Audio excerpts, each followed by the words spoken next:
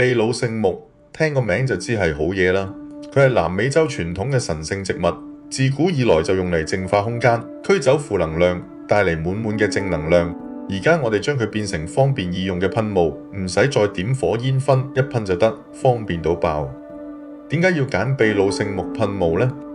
第一，淨化空間氣場，無論係屋企、辦公室定酒店房，一噴即刻 feel 到成個空間清新咗，正能量滿滿。特別係去旅行住酒店，成日覺得間房有啲唔乾淨，噴一噴即刻安心晒。